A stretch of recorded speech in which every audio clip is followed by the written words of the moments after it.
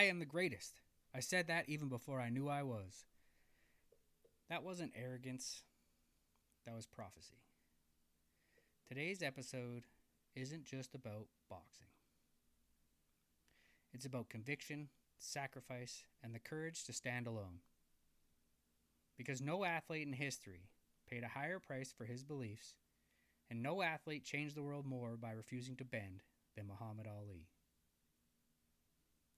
This is a story of a boy from Louisville, Kentucky, who became a global icon and proved that greatness isn't just built in victories. It's built in what you're willing to lose. Muhammad Ali was born on January 17, 1942 in Louisville, Kentucky, as Cassius Marcellus Clay Jr., long before the world would chant his name. Long before arenas shook at his presence, he was simply a boy in a modest home in the American South. His family gave him the first of what would be many nicknames he accrued over his life. They called him Dinky Baby, a soft and affectionate nickname that contrasted sharply with the toughness life would demand from him. His mother, Odessa Clay, was gentle, deeply religious, and steady in her faith as a Baptist. She believed in discipline, respect, and moral order. She gave Ali structure and warmth. His father, on the other hand, Cassius Clay Sr., was a talented sign painter, proud of his skill, but troubled by alcohol.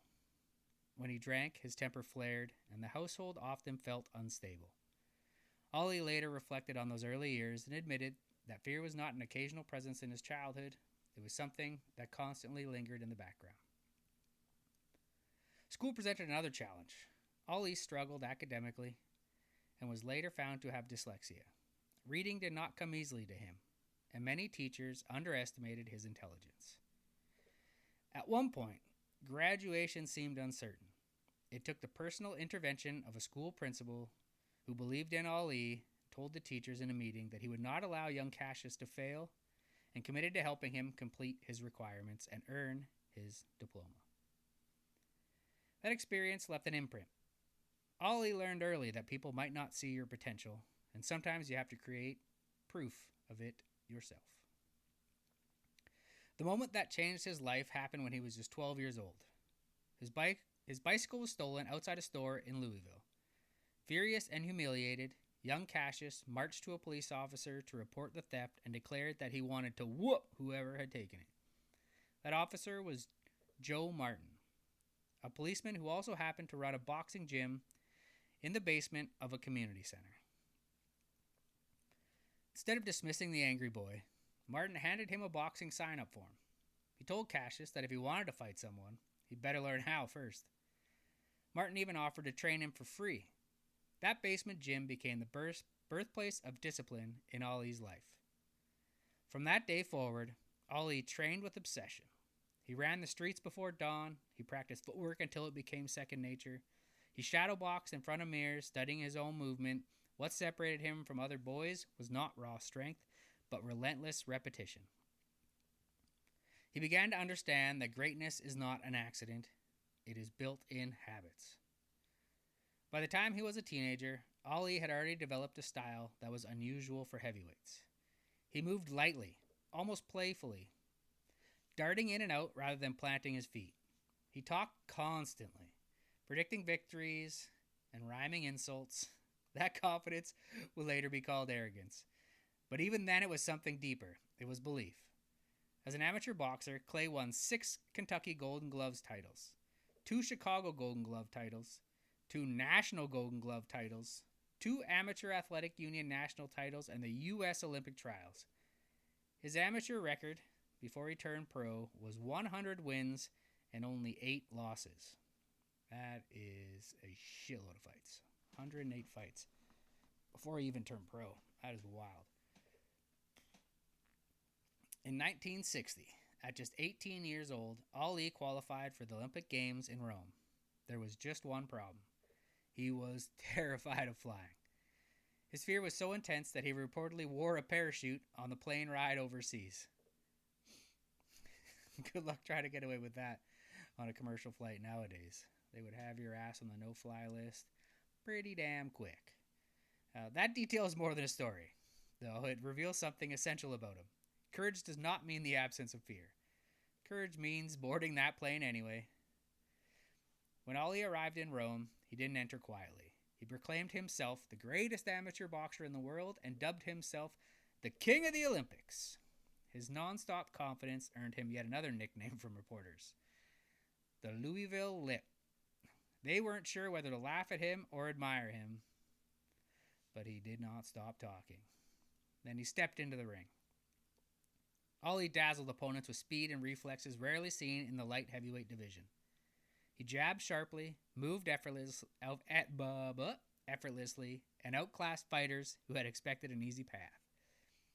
In the final bout, he won the gold medal by decision. Standing proudly atop the podium at just 18 years old, he truly was the king of the Olympics. When he returned home, however, the reality of America confronted him. Despite wearing a gold medal around his neck, he still faced racial discrimination in his own city. Restaurants refused him service. Respect was conditional. Ali later claimed that in frustration and anger, he threw his Olympic medal into the Ohio River. Now, there is some conflicting stories that say Clay lost his medal about a year after he had won it. So whether he lost it when he threw it in the river, or maybe people are trying to make it seem or not seem as bad as it was, but regardless, he was no longer in possession of that medal. Whether that was literal or symbolic, the meaning was clear. Victory abroad did not erase injustice at home. The realization would shape the man he became. So even though he had thrown away his previous medal, I'm not sure if you remember or even if you were old enough, but Ali lit the torch at the 1996 Olympics, Summer Olympics at Atlanta. And while he was there, they actually did give him a replacement gold medal for the one he lost or threw away. But we'll get more into that Atlanta Olympics a little bit later. After the Olympics, Ali turned professional under the guidance of a group known as the Louisville Sponsoring Group, a collection of local businessmen who invested in his early career. Unlike many fighters of that era, Ali was not controlled by criminal interests. He had financial support, autonomy, and room to grow. That stability allowed him to refine both his skill and his persona.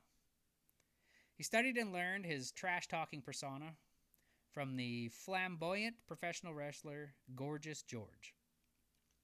Learning that showmanship could amplify success and attract huge crowds, Ali realized that fights were won not only in the ring, but also in the imagination of the public. He began rhyming predictions like, "Joe's gonna come out smoking, but I ain't gonna be joking. This might shock and amaze ya, but I'm going to destroy Joe Frazier." Relentless taunting of opponents and promising knockouts in advance, it was strategic performance layered on top of disciplined preparation. On February 10th, 1962, Ali fought at Madison Square Garden against Sonny Banks. During that fight, he was knocked down for the first time in his professional career. The crowd was shocked, and for a moment, the myth of invincibility cracked. But Ali stood up. He regained his rhythm and stopped Banks by TKO in the 4th round. That night revealed something critical. Ali was not defined by whether he fell. He was defined by how he responded. Even before he held a world title, Ali declared, "I am the greatest." It sounded outrageous. It sounded impossible, but what most people missed was that those words were not boastful exaggeration. They were commitment. Ali wasn't predicting greatness. He was preparing to earn it. February 25th, 1964. The night Cassius Clay fought Sonny Liston, and Clay went into this fight as an 8-1 underdog due to the absolute beating Liston had just put on former heavyweight champ Floyd Patterson. However, Clay came out with his signature speed and mobility and danced around the ring, at times making Liston look awkward with big misses. After he opened up a cut under Liston's eye in the 3rd round, it was apparent that Clay was just as great as he claimed to be. But then something happened. At the end of the 4th round, Clay started complaining about his eyes burning, and he was having trouble even keeping them open. and even asked his trainer, Angelo Dundee, to cut off his gloves. Dundee refused. Ali proceeded, but he was not happy and essentially blind at that point.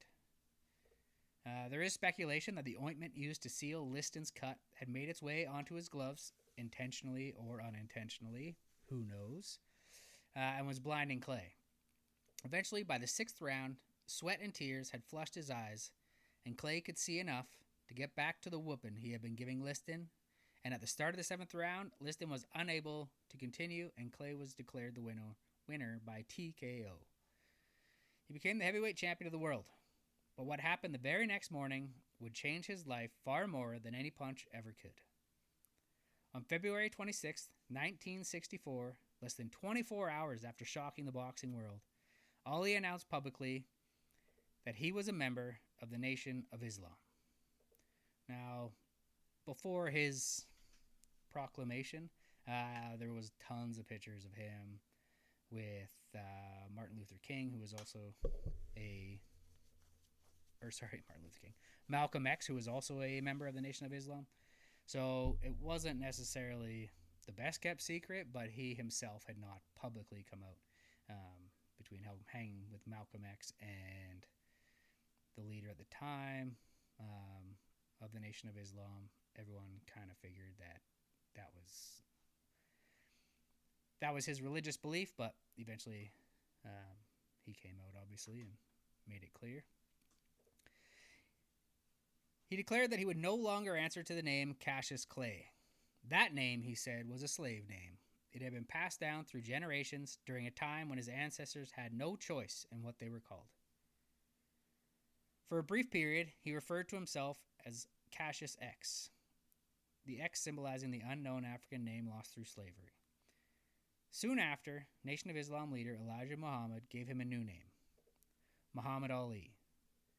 The name meant worthy of praise and most high. To Ali, this was not a publicity move. It was not marketing. It was reclamation. It was identity. It was spiritual alignment. Hang on one second. I think I said Cassius X.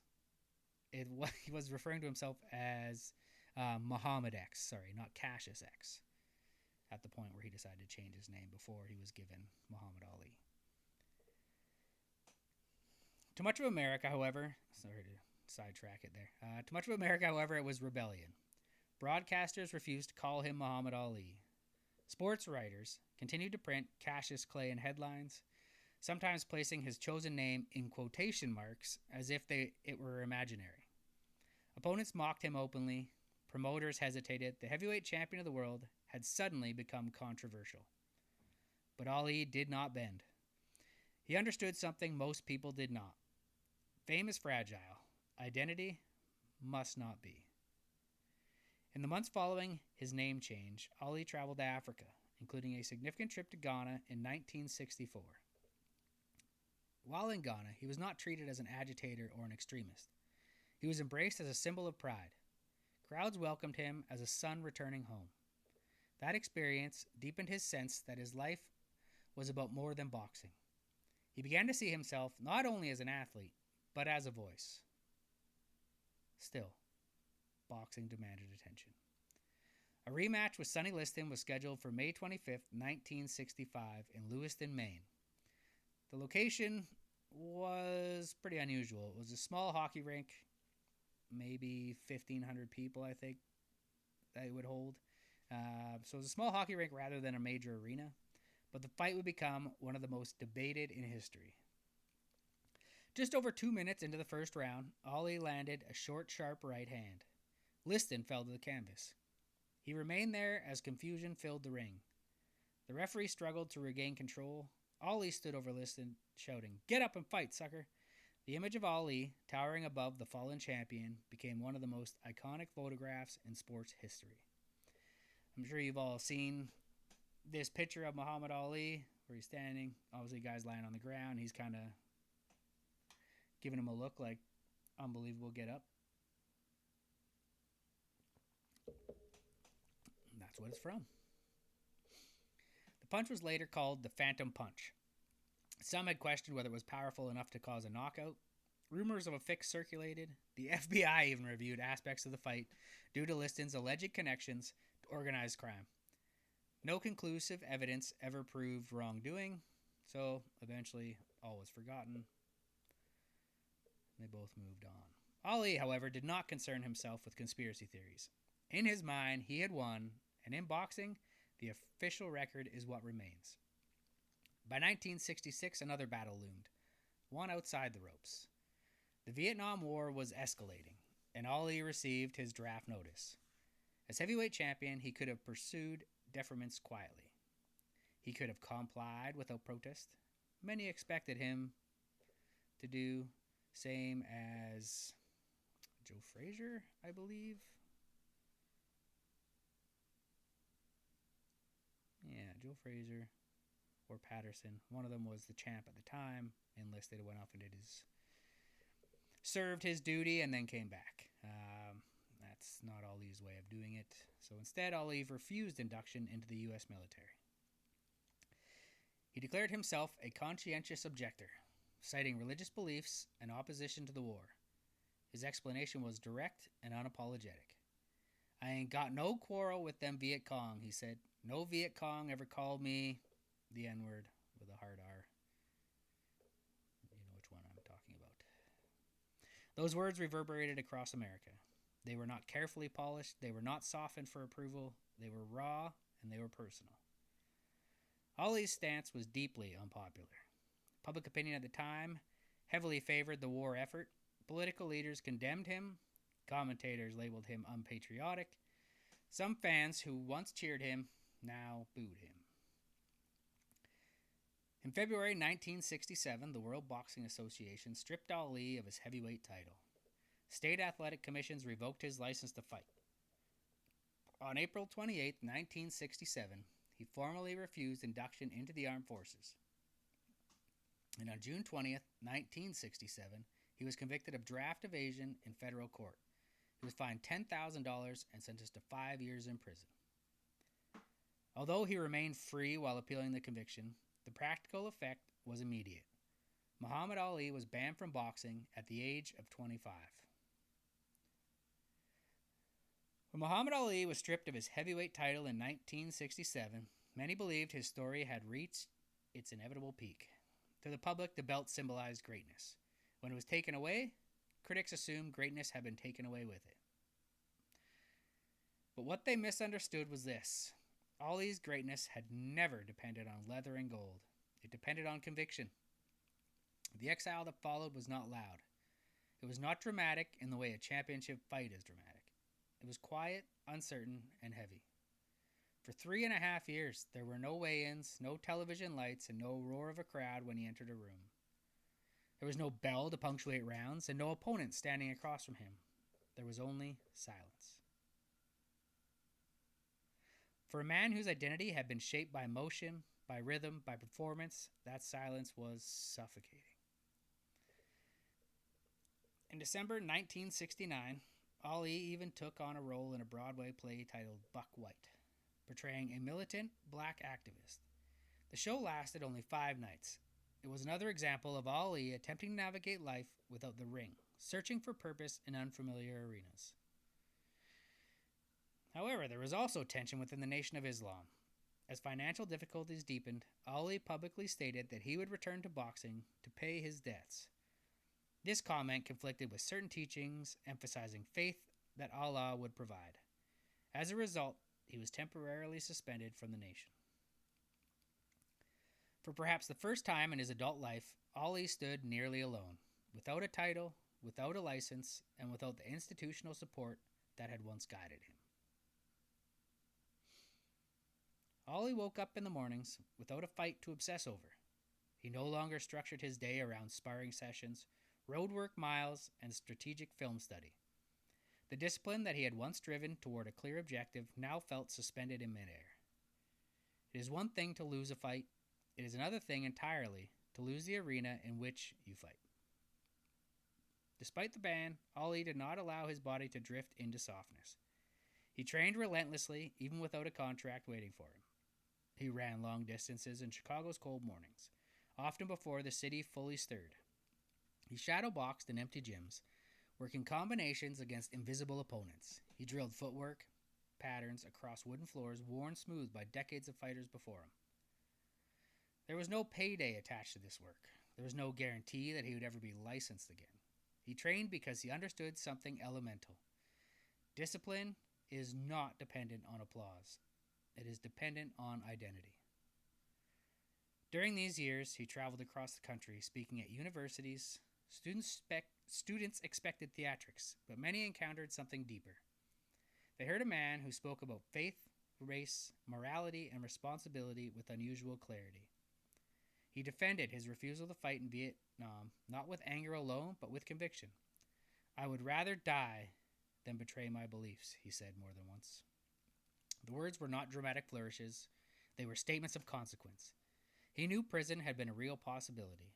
He knew his career had been sacrificed, yet he did not waver. He often reminded audiences, "If my mind can conceive it and my heart can believe it, then I can achieve it." For Ali, this was not motivational rhetoric, it was survival logic. His mind had conceived a version of himself that did not bend under pressure. His heart believed in it. Now he had to live it.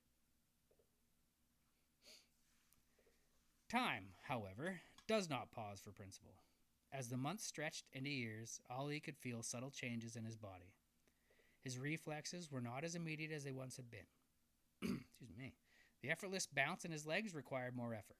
He was still strong, still disciplined, but he knew that exile had taken something intangible: rhythm. When the United States Supreme Court unanimously overturned his conviction in 1971, Ali was vindicated, legally. Yet vindication did not restore lost time. He was no longer the 22-year-old who had danced around Sonny Liston. He was now 29 years old, returning from a forced absence in a division that had continued evolving without him. The training camp for his return against Joe Frazier was unlike any he had experienced before. In his earlier years, Ali trained with flair and confidence, often smiling through road work and joking with sparring partners. This camp carried urgency. He ran longer miles at a steadier, grinding pace, building endurance rather than relying on youthful explosiveness. He sparred hard rounds, sometimes pushing beyond what his trainers advised, determined to sharpen timing, dulled by inactivity. He studied Frazier's relentless left hook repeatedly, understanding that one mistake against that weapon could end a fight. The young Ali had trained to dominate. This Ali trained to endure. Publicly, he still delivered his poetic confidence. He predicted victory as he always had, but inside camp, there was an awareness that this fight would demand more than speed. It would demand resilience. On March 8th, 1971, under the lights of Madison Square Garden, Ali faced Joe Frazier in what was billed at the time as the fight of the century. It was the first time two undefeated heavyweight champions met for the title. The bout carried political symbolism, cultural weight, and personal pride. From the opening rounds, it became clear that this would not be a graceful dance. Frazier pressed forward relentlessly, cutting off the ring, forcing exchanges. Ali's jabs snapped sharply, but his legs did not carry him away with the same ease they once had. The exile had cost him mobility. Round after round, Frazier's left hook landed with punching force. Ali absorbed punishment he once would have evaded. By the 15th round, both men were exhausted, but Frazier still possessed his signature weapon. And then it happened. Frazier's left hook crashed into Ali's jaw and sent him to the canvas.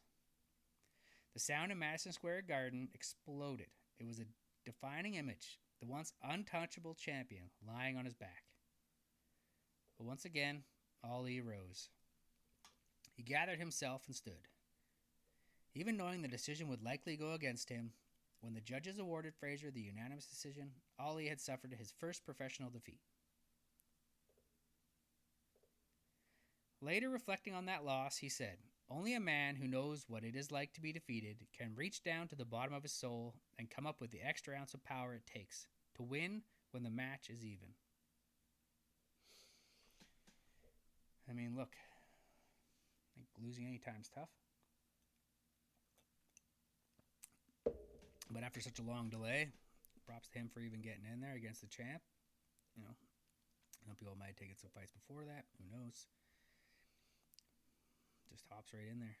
Has at her. I think he had a few. Maybe he had a few warm-up fights. I'm not sure, to be honest with you.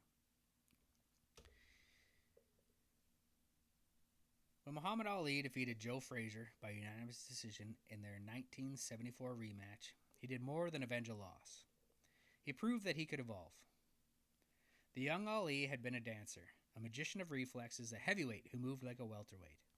The exile had taken something from him, physically, and the first time Frazier fight exposed it. But instead of denying that reality, Ali adapted to it. He understood something many champions refuse to accept. Greatness is not static. It must adjust or it disappears. Now, standing between him and the heavyweight championship was George Foreman. Foreman was destruction in human form. He was younger, stronger, and frighteningly powerful. He had dismantled Joe Frazier with ease. Most experts believe Ali would not survive more than a few rounds. Some even openly feared for his safety. Ali heard all of it, and he smiled. Publicly, he delivered the same swaggering confidence he always had. I am the greatest, he declared again. But inside training camp, there was no illusion about the challenge ahead. He knew he could not defeat Foreman with speed alone. His legs no longer carried him endlessly around the ring. His defense would have to absorb what it once avoided. Preparation for the Foreman fight became one of the most intelligent camps of Ali's career. He trained not for dominance, but for durability. He strengthened his torso and neck muscles to better withstand impact. He practiced leaning against the ropes, allowing them to absorb some of the force of the heavy punches. He would have sparring partners that had the same style as Foreman, and they would just be swinging at him. Like, that was... I've seen the videos. There's some great Ali documentaries out there, but he literally is just backed up into the corner, ducking, weaving, doing what he can to avoid being hit, and this guy is just throwing punch after punch. It's fucking wild. So, I mean, they say he's smarter, but, I mean, there's probably some unexpected shots he didn't have to take there. But yeah, so he'd duck and weave, do his best to avoid their punches. He drilled controlled breathing under pressure, understanding that panic wastes oxygen faster than pain does. He would chop wood for hours, run 7 to 8 miles a day, and as the great ones always do, he prepared for every possible scenario he could encounter while in the ring. So when he stepped into the ring, there would be no surprises. Well, before this fight, Ali was doing some training in his gym. He had a bunch of media, a bunch of other people who literally had just seats around. He was skipping rope, punching the bag, and the whole time he was just talking. And this is where one of my personal favorite Muhammad Ali, I guess, quote-unquote, poems, I think it was added at one point. It's called I Am the Greatest. But this is the first time that I'm aware of that he had spoken it out loud. Was sitting on the ring apron during his training, surrounded by media and onlookers. Last night I had a dream. When I got to Africa, I had one hell of a rumble. I had to beat Tarzan's behind first for claiming to be king of the jungle. For this fight, I've wrestled with alligators. I've tussled with a whale. I done handcuffed lightning and thrown thunder in jail. You know I'm bad. Just last week, I murdered a rock, injured a stone, hospitalized a brick. I'm so mean, I make medicine sick. I'm so fast, man, I can run through a hurricane and don't get wet. When George Foreman meets me, he'll pay his debt. I can drown the drink of water and kill a dead tree. Wait till you see Muhammad Ali. I mean, whether he wrote it down, whether he memorized it, whether it was just off the top of his head, I think it's fantastic. I don't know, there's something about it that I enjoy. And, I mean, look, the guy, he definitely did not lack confidence in himself, that's for sure. Ali would later said, the fight is won or lost far away from witnesses, behind the lines, in the gym, and out there on the road. In Zaire, that philosophy guided everything he did. On October 30th, 1974, under the African sky in Kinshasa, Ali and Foreman stepped into the ring for what would be called, famously, the Rumble in the Jungle. From the opening round, the world realized something unusual was unfolding. Ali did not circle endlessly as expected. Instead, he leaned back against the ropes. He allowed Foreman to throw thunderous punches at his arms and body. Spectators and commentators were bewildered. It looked reckless. It was deliberate. It would become known as the rope-a-dope. Ali had calculated that Foreman's power came at a cost. Every explosive punch required energy. Every missed swing accelerated fatigue. By leaning into the ropes, Ali reduced the impact while forcing Foreman to expend himself. Pretty much just letting the poor guy tucker himself out. Between rounds, Ali remained calm. During exchanges, I love this. During exchanges, he'd whisper to Foreman, taunting him quietly, asking if that was all he had. He was not just absorbing punches, he was draining belief. As the rounds passed, Foreman's breathing deepened. His punches slowed, his arms felt heavier. And in the 8th round, Ali exploded forward. A precise combination of rights and lefts snapped Foreman's head back. Foreman fell to the canvas. And Ali stood victorious. It was one of the greatest tactical upsets in sports history. He had not overpowered the monster. He had outthought him. After the fight, Ali simply said, "I told you, all my critics, that I was the greatest of all time." This time, the world did not laugh. If the Foreman fight demonstrated Ali's intelligence, the third fight with Joe Frazier revealed his endurance. On October 1st, 1975, in the Philippines, Ali and Frazier met for the final time. This is about what was affectionately known as the Thrilla in Manila. The conditions were brutal. The heat inside the arena climbed to unbearable levels. The air felt heavy and suffocating. I think I read somewhere that it was like 110, 115 degrees Fahrenheit in there. That's hot. This was not a contest of finesse. It was attrition. Ali's training for Manila emphasized stamina above all else. He ran punishing distances in humid conditions to simulate the environment. He sparred extended rounds, forcing himself to fight through exhaustion. He knew Frazier would not back up. He knew the fight would not be elegant. From the opening bell, both men traded punishment. Frazier's left hook continued to find its mark. Ali's combinations answered back with precision. Sweat poured from their bodies as the heat intensified. Each round demanded more than the last. By the later rounds, Ali was visibly exhausted. Between rounds, he reportedly told his trainer that he felt close to collapse. Yet when the bell rang, he rose again. After the 14th round, Frazier's trainer made the decision to stop the fight. Frazier had absorbed a ton of punishment, his eyes were nearly swollen shut, and Ali was declared the winner. So the trilogy fight, 1-1. Ali now takes that best of 3, 2 fights to 1. Later, Ali reflected on the fight and said, "It was the closest thing to dying that I know of.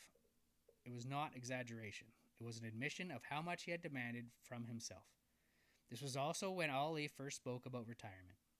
"I'm sore all over. My arms, my face, my sides, all ache. I'm so tired. There is a possibility that I will retire. You may have seen the last of me. I want to sit back and count my money, live in my house and farm, work for my people, and concentrate on my family." The Thrilla in Manila did not elevate Ali because of dominance. It elevated him because of his survival. By the late 1970s, the physical cost of a lifetime in the ring became more difficult to ignore. Ali's reflexes slowed further.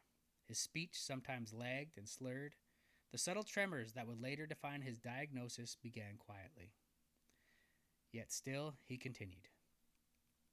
In 1978, he lost the heavyweight title to Leon Spinks, a young and relatively inexperienced fighter. It marked the first time Ali had lost the championship inside the ring rather than through suspension, having it stripped from him. At the time of the fight, Spinks only had 7 professional fights under his belt. And Ali, in preparation for this fight, had only sparred had sparred less than 24 rounds. He was out of shape, and this loss stung deeply. But Ali demanded a rematch. In New Orleans, at the Superdome, he reclaimed the title by unanimous decision, becoming the first three-time heavyweight champion in history. It was a testament to longevity and pride. On July 27, 1979, at 37 years old, he announced his retirement. Yet retirement is rarely easy for those who have lived under bright lights. He returned once more to face Larry Holmes in 1980. Holmes had once been his sparring partner. The fight was painful to watch. Ali absorbed punishment without the defensive instincts that once protected him. In the 10th round, his trainer stopped the bout.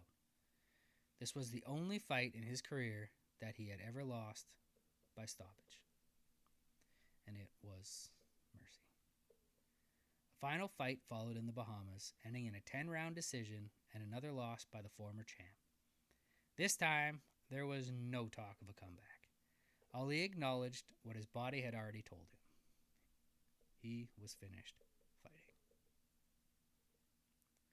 In the years that followed, the symptoms became undeniable. His hands trembled. His movements slowed. His speech softened and sometimes slurred. Doctors eventually diagnosed him with Parkinson's disease, a degenerative neurological condition widely believed to be linked to years of accumulated head trauma. The man who once floated like a butterfly now moved carefully, deliberately. And yet something extraordinary happened. As his physical power declined, his moral presence expanded. In 1996 at the Olympic Games, Ali stood before the world to light the torch. His hands shook visibly as he held the flame. The stadium fell silent. That moment transcended sport. The same man who once proclaimed himself the greatest now embodied humility and perseverance. Strength no longer meant speed or knockout power. It meant standing despite tremor. Ali once said, "Service to others is the rent you pay for your room here on earth." In his later years, he devoted himself to humanitarian work, peace initiatives, and charitable efforts. He traveled globally despite his condition, advocating for compassion and understanding. His record remained impressive on paper. 56 wins, 5 losses, 37 knockouts, and 3 heavyweight titles. But the numbers tell only part of the story. The true measure of Muhammad Ali cannot be found in statistics. It is found in sacrifice. He sacrificed prime years for conviction. He sacrificed public approval for principle. He sacrificed comfort for identity. He once said, "He who is not courageous enough to take risks will accomplish nothing in life." Muhammad Ali took risks that extended far beyond the ring. That is why he remains more than a champion. He remains a standard. When the noise fades, when the crowds go home, when the lights dim and the belt is placed back in a case, what remains? With Muhammad Ali, what remains is not just the knockouts, not just the poetry. It's not even just the titles. What remains is conviction. Ali once said, "I am the greatest. I said that even before I knew I was." Most people hear arrogance in that line. But if you listen carefully, you hear something else. You hear belief. Not belief that the world will hand you greatness, but belief that you must declare it internally before the world ever sees it. Muhammad Ali declared his greatness long before he held the championship. And then he did something far more difficult than winning a belt. He defended his identity when it cost him everything. He lost 3.5 prime years. He lost income. He lost public approval. He lost physical pieces of himself that would never return. But he never lost his voice. Ali understood that courage is not measured only in punches absorbed. It is measured in stands taken. He stood when silence would have been easier. He stood when agreement would have been safer. He stood when the entire system told him to kneel. And then, when his body began to betray him, when his hands trembled and his speech slowed, he stood again. He stood in Atlanta in 1996, holding the Olympic torch with shaking hands, and the world saw something even greater than speed or power. They saw endurance.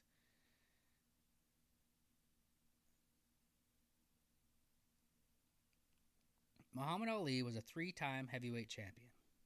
He finished with 56 wins and 37 knockouts. But those numbers are not why he echoes through history. He echoes because he chose principle over comfort. He echoes because he chose belief over fear. He echoes because when everything that made him physically great began to fade, his spirit did not. And that is the lesson. Greatness is not built in the moments of applause. It is built in the quiet decisions no one sees. It is built in discipline. It is built in courage. It is built in saying, "This is who I am," and living with the consequences. Muhammad Ali once told us, "Don't count the days. Make the days count." He did.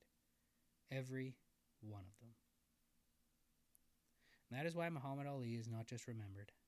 He is felt. If this story moved you, if it challenged you, if it reminded you what conviction really looks like, then don't let it stop here. Share this episode with someone who needs to hear it. Leave a rating, follow the show, pass the story forward.